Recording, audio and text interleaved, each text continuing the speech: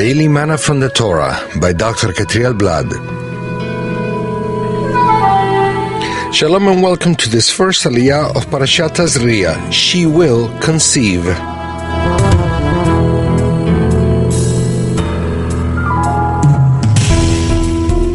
We find this aliyah in Leviticus chapter 12 from verse 1 to chapter 13 verse 5. Today's study is found in Leviticus 12 verses 2 and 3, and they read as follows.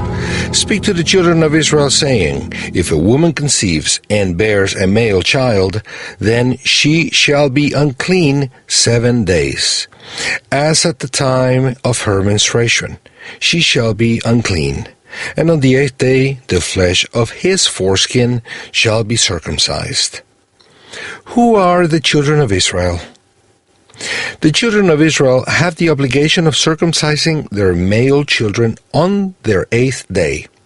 Those who aren't children of Israel don't have this obligation.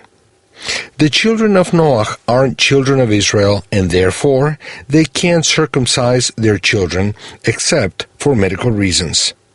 They are not in the covenant of the circumcision of the flesh. The children of Noah, who received salvation through the Messiah, have been made children of the Eternal, but they still are not children of Israel, and therefore they are not obliged and not allowed to introduce their children in the covenant of the circumcision. There is no such thing as a new Israel made up of Gentiles. That idea is a violation of the Torah and of the teachings of the prophets of Israel. If a child of Noah wants to partake in the covenant of the circumcision, he has to circumcise all his sons who are not adult, as it is written in Exodus 12, verse 48. If a stranger shall sojourn with you and would keep the Passover to the Lord, let all his males be circumcised. Then he may come near and keep it. He shall be as a native of the land, but no uncircumcised person shall eat of it.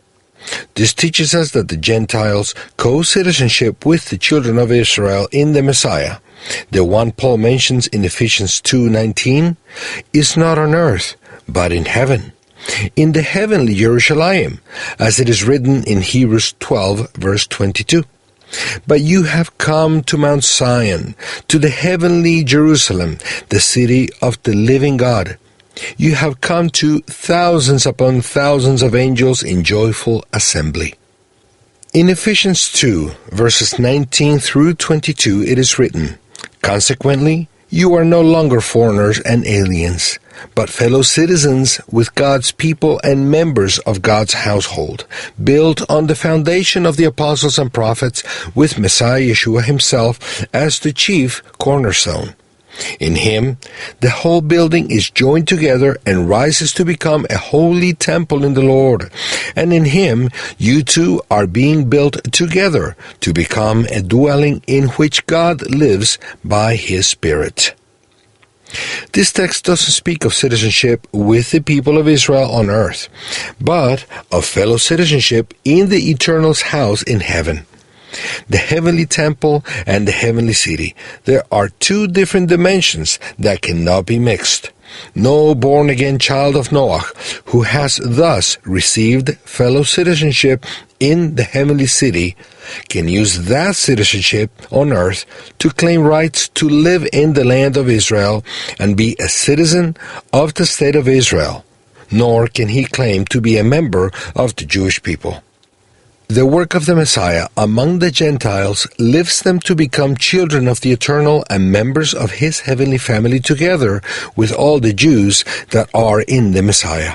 However, not even because of that can they be called children of Israel unless they enter the covenant of circumcision and submit to the heaven-established rabbinical authorities that establish Jewish laws.